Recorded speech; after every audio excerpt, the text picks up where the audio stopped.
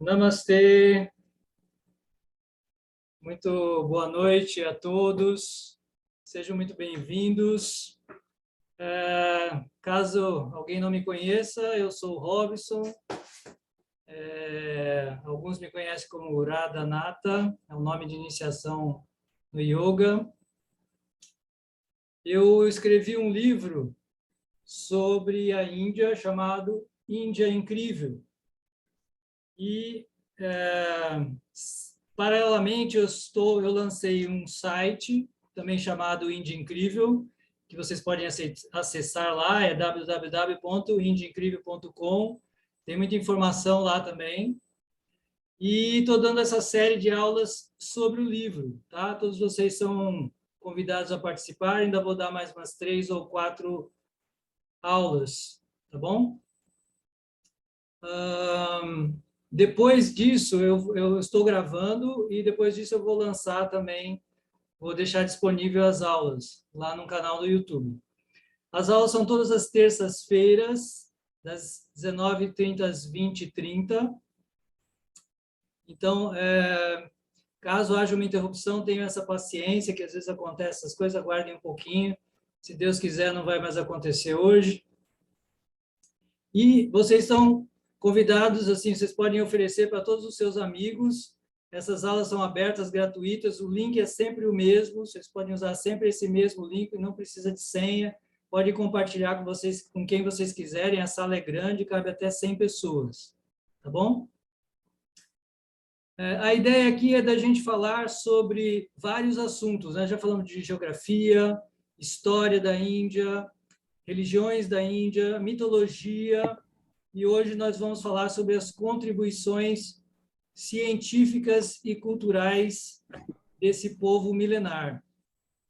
E esse é um tema assim que eu tenho mais paixão mesmo, né? Dentre todos os temas do livro, esse é o que mais me apaixonou, porque é muito pouco conhecido, né? Poucas pessoas conhecem esse tema aqui no Ocidente. Eu pediria, então, que vocês mantivessem sempre os microfones silenciados, né? Só no final que a gente dá um tempinho para a pergunta. E algumas pessoas essa semana me perguntaram sobre viagens para a Índia. Eu levo grupos, né? Mas essas viagens elas estão em suspenso, né? A gente não sabe quando vai voltar essa situação. Mas, assim, eu sei que eu tenho 3 projetos aqui engavetados, né? Então, tem um projeto de uma viagem de peregrinação aos lugares sagrados de Krishna, tem uma viagem para o norte da Índia, com extensão para Nepal e Butão, e uma viagem para o sul da Índia, com extensão para Sri Lanka.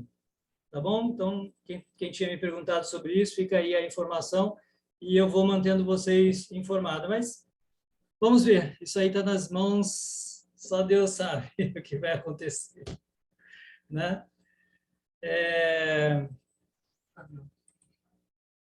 Eu vou abrir agora o slide. Qual é o nome do canal do YouTube? Alguém me perguntou aqui. A gente já vai passar o link aqui, tá bom? Do canal do YouTube, que a gente já abriu, já postou uma aula lá. Daqui a pouco eu compartilho com vocês. Deixa eu compartilhar aqui a tela. Onde está? Não está aqui, porque eu não abri aqui. Né?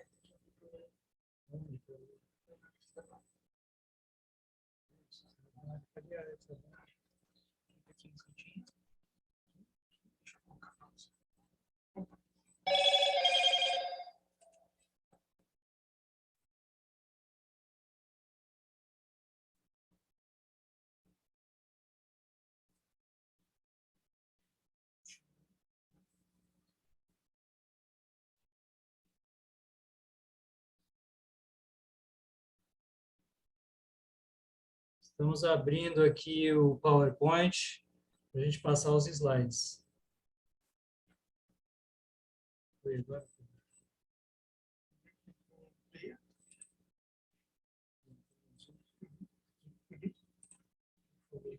fazer nada de errado. Tá bom. Aqui? Isso. Aqui? Clique. Fecha. Tenta de novo carregar.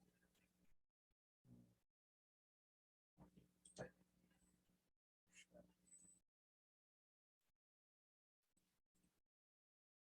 Ok. Vamos ver se está movimentando. Outro dia não movimentava aqui. Vê se eles estão vendo.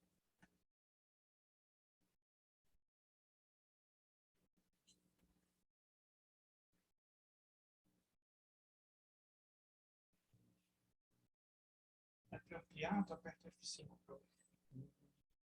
Eu não consegui ampliar isso de jeito nenhum. E agora não foi com um jeito nenhum.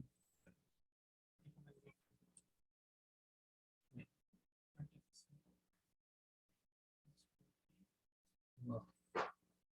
Cadê? Esse. Voltou tudo? Muito. Vocês estão vendo eu mexer nos slides? Confirme aí para mim se vocês estão vendo o slide se mover. Sim? Sim, Prabhu. Ok. Isso vai direto. Bom, então, nós começamos hoje a nossa apresentação sobre as contribuições científicas e culturais da Índia. Ok? Vocês, passou aí para vocês, para matemática? O slide passou? Não? Estou falando que não aqui. Ó.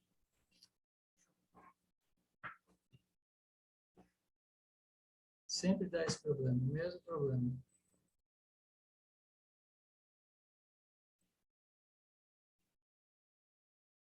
E agora?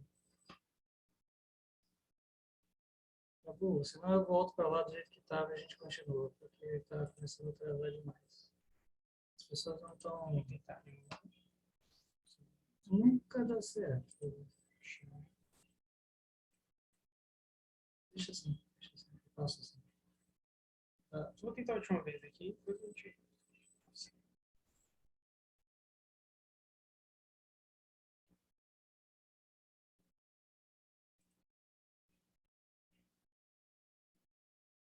Passa assim. Vou fazer assim mesmo, que é melhor. E agora, passou para matemática? Passou? Ok. Sim, Prabhu. Ok, Passou. obrigado. Ian. Tenha paciência comigo e com essa tecnologia. Bom, a gente conhece a Índia por sua, principalmente pela espiritualidade. O produto mais conhecido, mais vendido da Índia é a espiritualidade. Até hoje, o que mais leva as pessoas, os turistas à Índia, são seus templos, sua espiritualidade e o yoga. E pouca gente sabe das contribuições científicas da Índia para a humanidade. E a gente pensa que eles são bons apenas em espiritualidade e, na verdade, são pobres materialmente, justamente porque são muito religiosos, etc, etc. Isso é uma grande mentira forjada pelo Ocidente para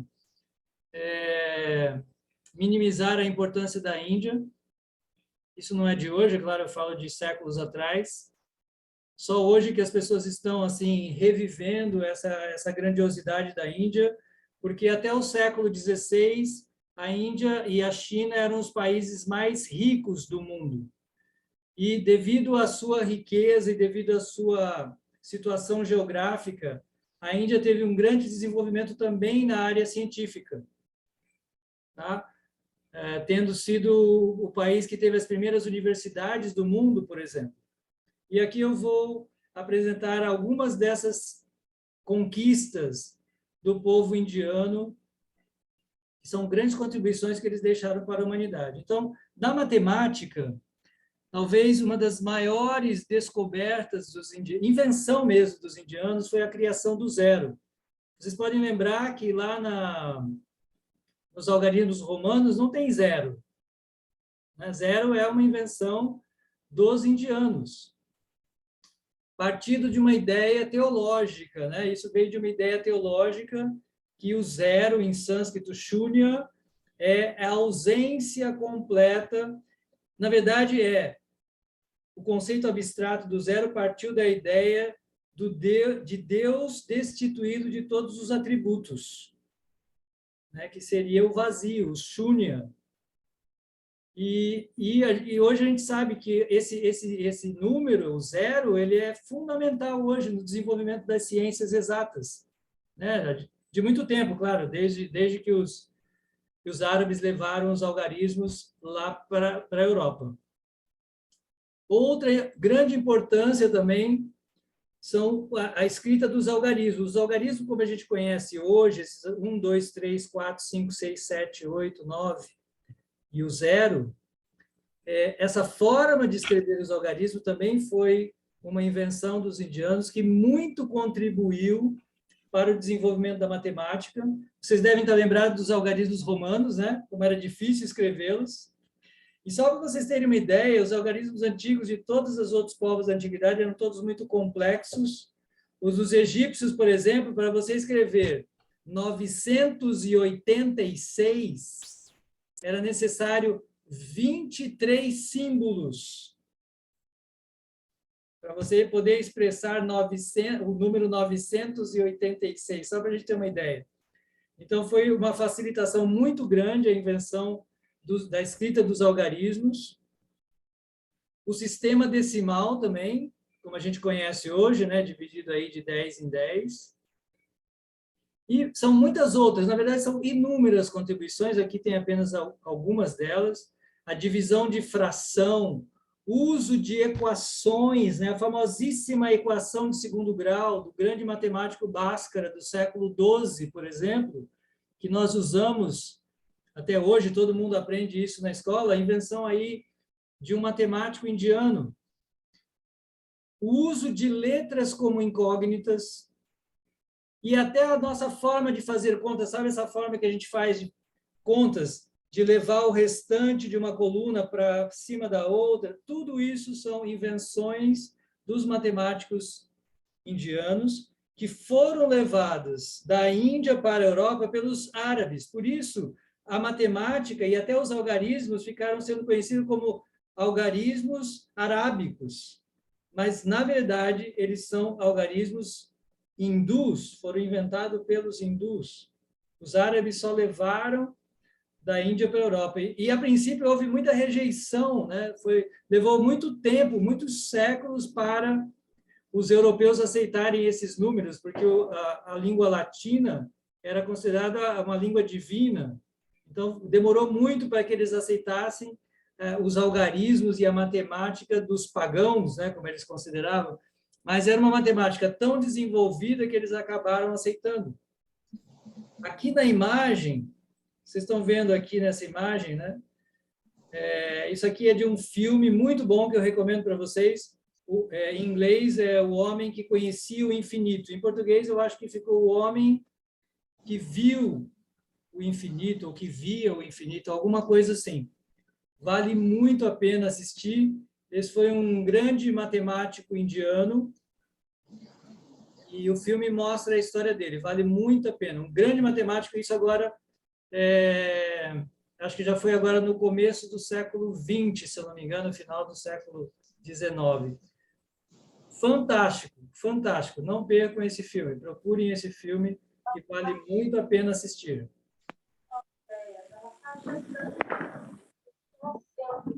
Agora vamos para mais outro tema, a metalurgia.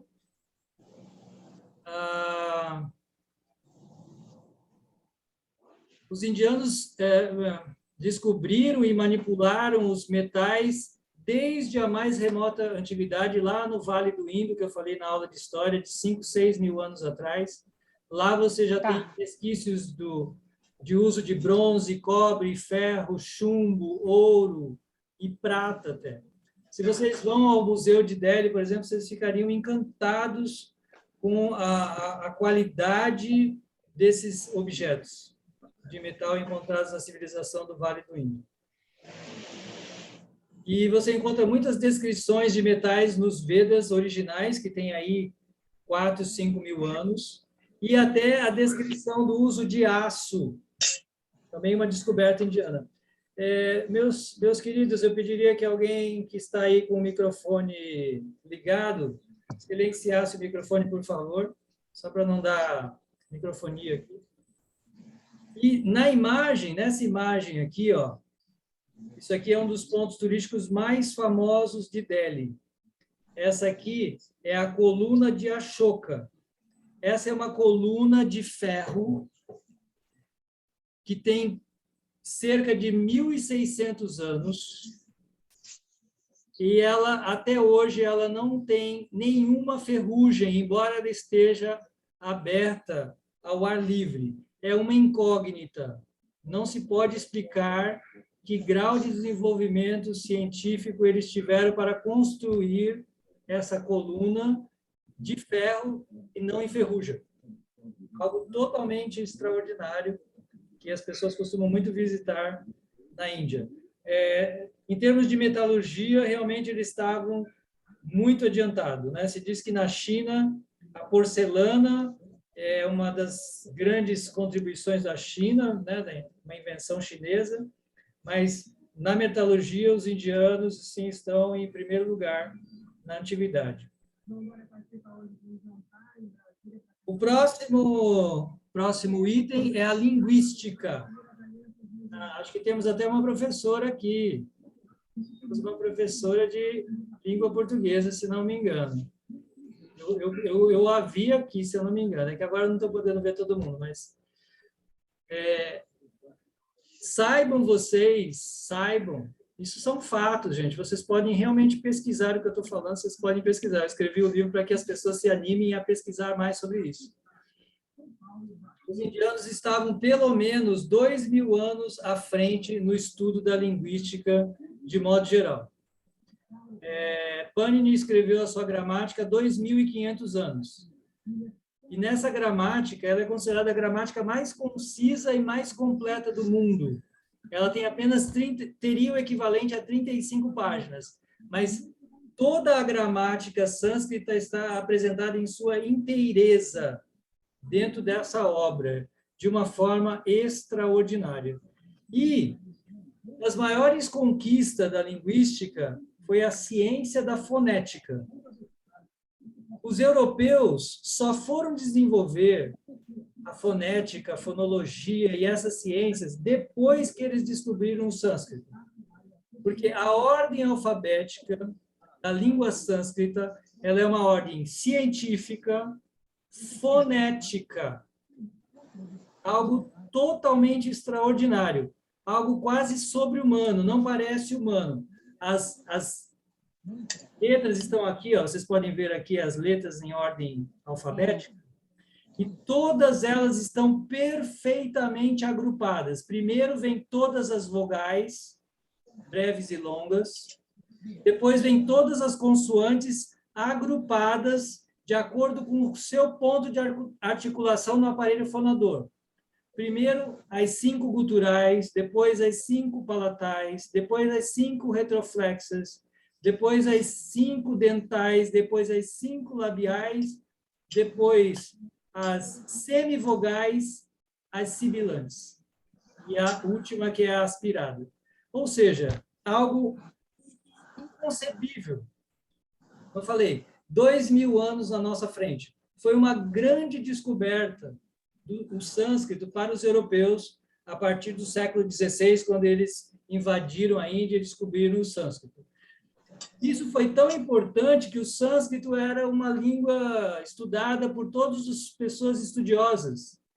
Assim, era uma febre na academia. Todo mundo estudava latim, grego e sânscrito. Até há pouco tempo, na USP, você tinha as letras clássicas, latim, grego e sânscrito. Isso aqui foi extinto há pouco tempo. Porque o sânscrito era uma língua importantíssima. Como eu já comentei aqui na aula de história, nosso Dom Pedro II estudava sânscrito, ele mesmo estudava sânscrito, até o final da sua vida ele teve um tutor de sânscrito. Na véspera de sua morte, ele ainda falou com o seu tutor sobre o texto que ele estava traduzindo. o Hitopadesha. E vários autores e filósofos, escritores estudavam sânscrito.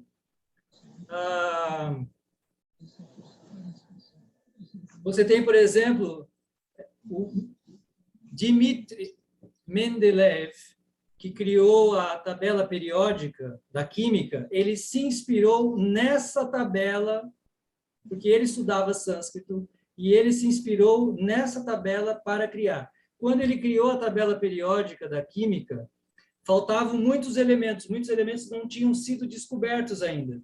Mas ele fez uma tabela e ele disse que esses elementos não foram descobertos ainda, mas eles ainda vão ser. E ele estudava sânscrito e ele diz ter se inspirado nessa organização do alfabeto sânscrito. Tá? Que,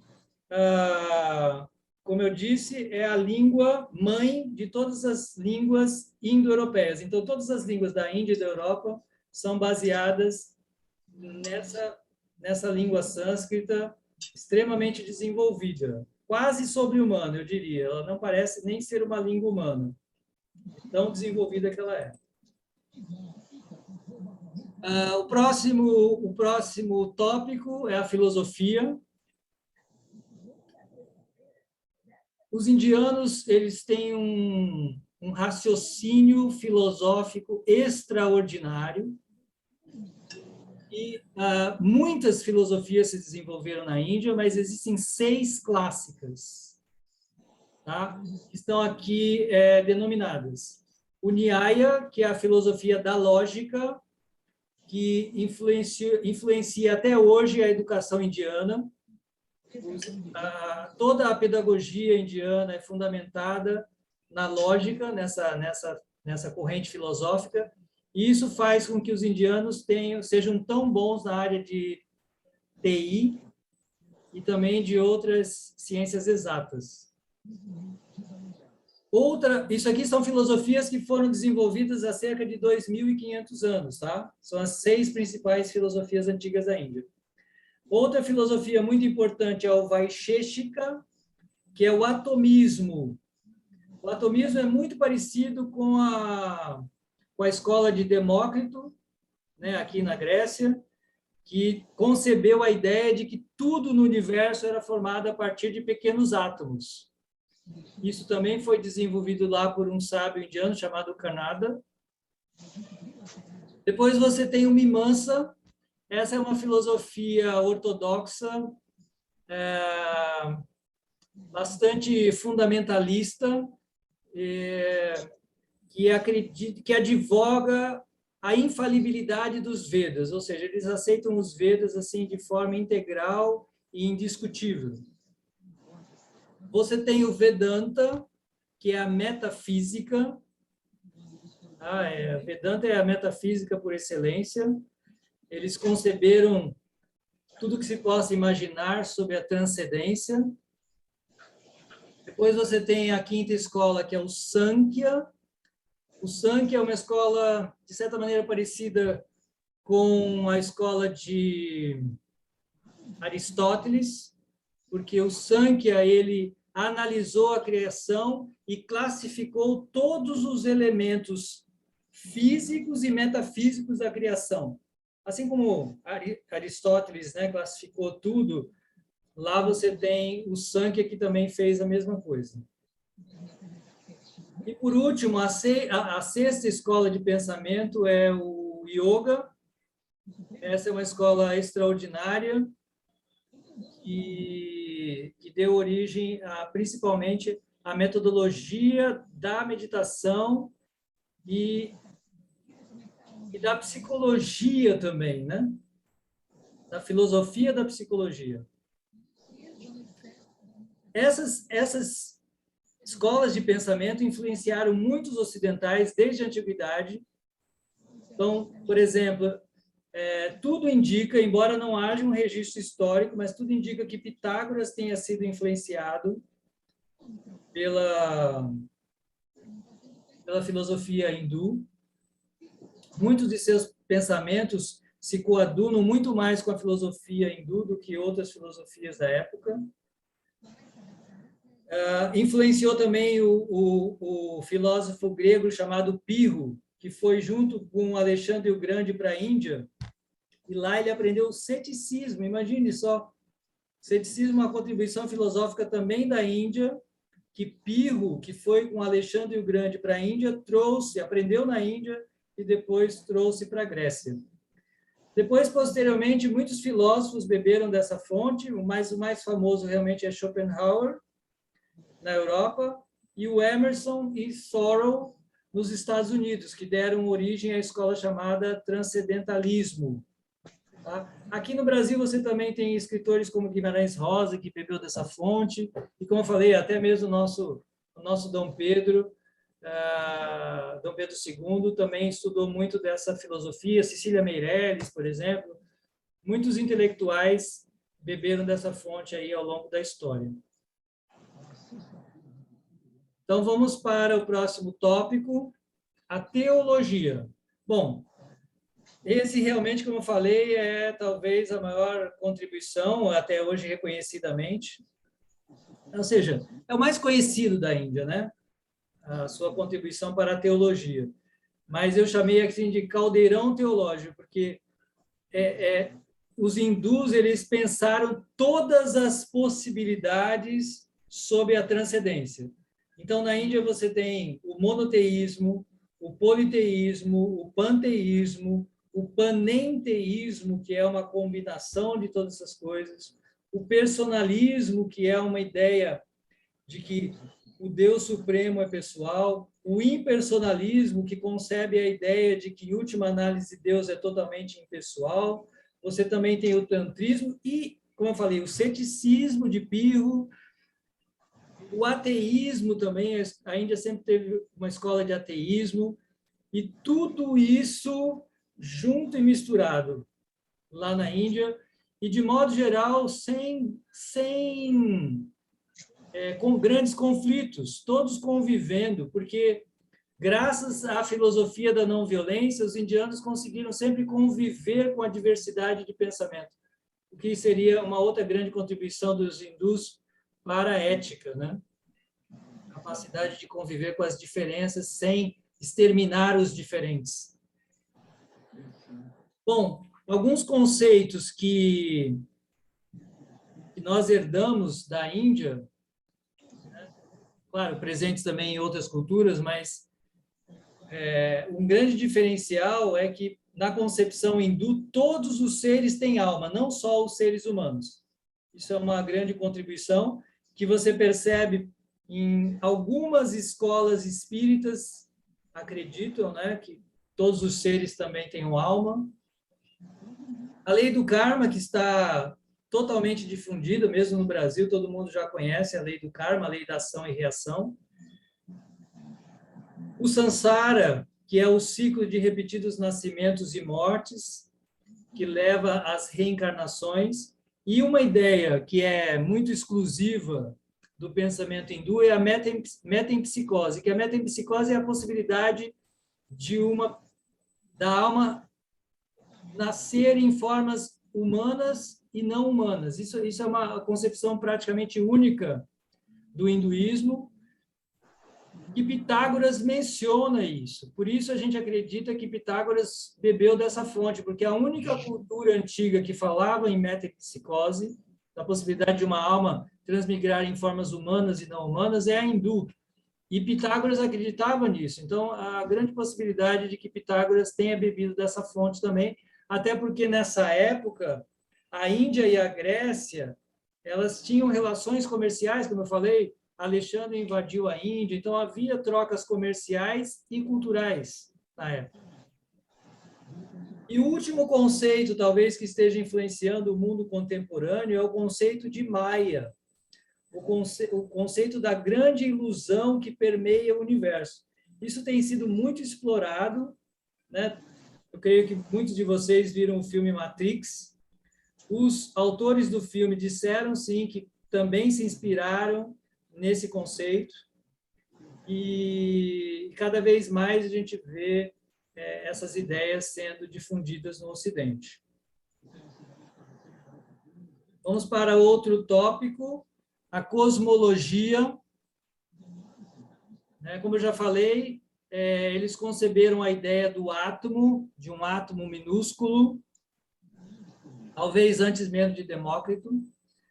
Nas escrituras hindus, você tem a descrição do diâmetro do universo. Olha só que coisa fantástica, de que o universo deve ter, segundo eles, o registro de que tem uma dimensão de 6,4 bilhões de quilômetros e tem a idade de 311 trilhões de anos. Isso é muito interessante, porque se a gente comparar, há poucos séculos atrás, no Ocidente se acreditava que o mundo não tinha mais do que 6.000 anos. É uma ideia bastante recente que o mundo é assim, tão antigo. No entanto, os hindus já falavam isso aí milenarmente. Então, essa é uma grande descoberta dos indianos. A ideia dos multi-universos, de que esse universo que nós vemos não é o único, mas ele é um dentre muitos. As escrituras védicas vão dizer que esse universo é como uma semente de mostarda num grão de uma semente de mostarda num saco de semente de mostarda. Imagine. Então, teria incontáveis universos, algo totalmente inconcebível. Eles descrevem que o universo tem uma forma oval, também é bem interessante, e falam de uma expansão e retração do universo. Os universos, eles nascem como sementes que se expandem e depois, por fim, elas se retraem e entram no corpo de Mahavishnu, que é esse que está aqui deitado. Essa ideia é uma ideia extraordinária que a gente falou um pouquinho na aula de mitologia. Os universos brotam de Vishnu como sementes, eles se expandem e depois eles se retraem e se fundem de novo no corpo de Vishnu. Então, essas ideias são quase surreais, né? Se a gente pensasse isso alguns séculos atrás. E tudo isso já estava concebido lá nos livros hindus. E o cálculo do tempo também é algo magnífico. Eles já falam de um cálculo de tempo atômico, né? Já tem o conceito do relógio atômico, porque a definição do tempo no Bhagavata Purana é de que a menor duração de tempo é o tempo que um raio de sol leva para atravessar um átomo. Essa é a menor unidade do tempo. E a maior unidade do tempo é essa, 311 trilhões de anos, que é a idade do universo. Então, esses conceitos são muito, muito, muito adiantados. O que que tem? Mostra que foi pago no dia 8/12. Vamos para a astronomia. Dá uma olhada. Meus caros amigos, por favor, silenciem o microfone. Silenciem o microfone, por favor.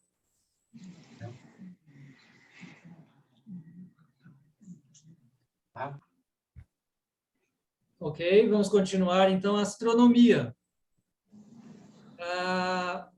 Os indianos são verdadeiramente apaixonados pela astronomia. Há descrições sobre a astronomia desde a mais remota antiguidade.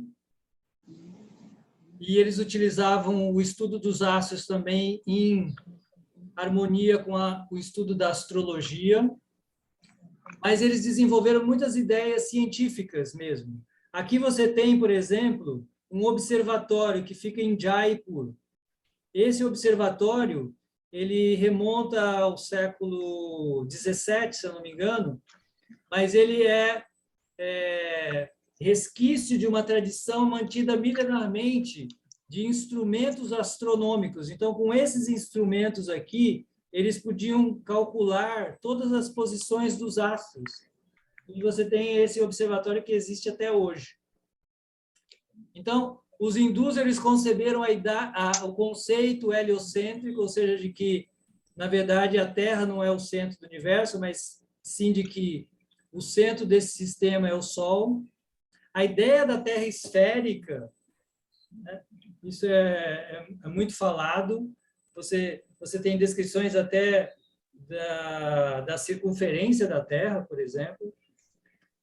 Eles com o estudo da astronomia, eles tinham como predizer os eclipses.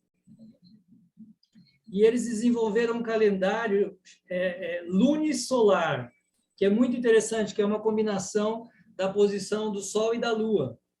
E isso faz com que seja muito mais fácil que uma pessoa leiga consiga entender a posição dos astros, porque através da Lua eu consigo muito mais me localizar dentro do transcorrer do tempo do que o Sol.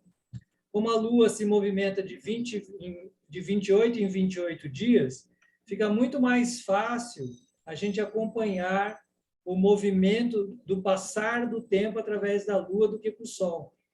E com isso eles desenvolveram esse calendário bem interessante, utilizado até hoje.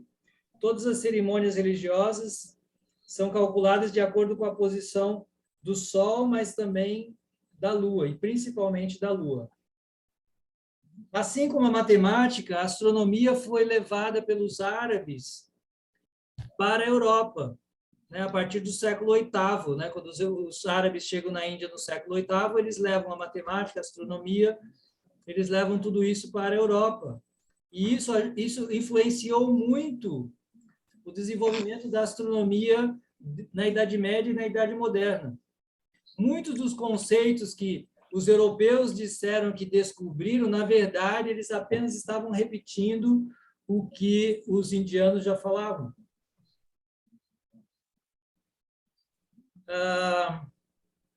Aqui é um grande tema, na verdade, mas eu vou só mencionar, tem um capítulo inteiro sobre esse assunto. Mas como seria um assunto muito extenso, eu não vou poder apresentar aqui detalhadamente. Mas a Índia é o berço de todas as ciências esotéricas conhecidas hoje. É difícil uma ciência esotérica que os indianos não tenham concebido lá na remota antiguidade, na sua literatura.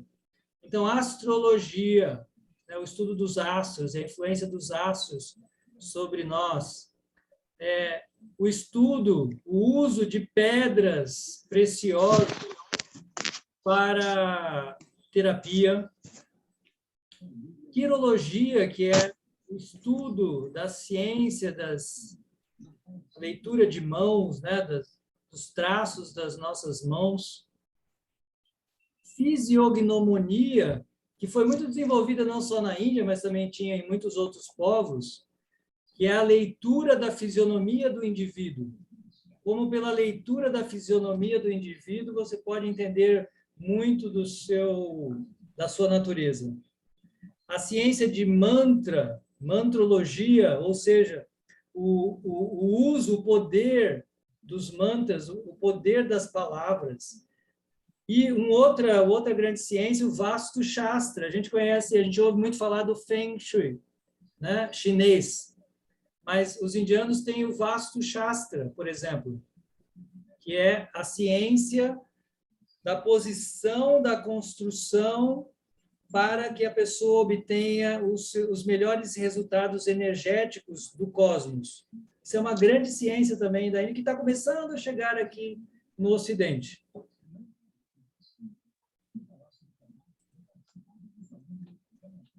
A medicina ayurvédica é uma medicina psicossomática e holística também, milhares de anos na frente do Ocidente, já com essa concepção psicossomática,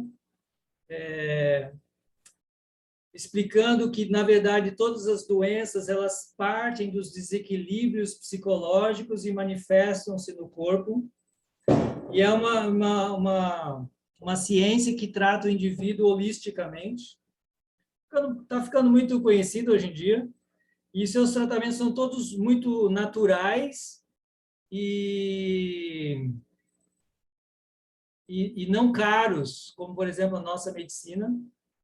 Então, eles vão se utilizar de massagem, fitoterapia, dieta, yoga, preces, mantras, esse tratamento de Panchakarma, aí, que é uma série de ações utilizadas como terapia. E não é assim só uma medicina, uma pagelança, né, como as pessoas costumam falar, né, uma medicina primitiva dos pajés. Não. eles desenvolveram muitos ramos dentro da medicina ayurvédica. Nas obras de medicina, você tem tratados sobre patologia, embriologia, anatomia, cirurgia, tá?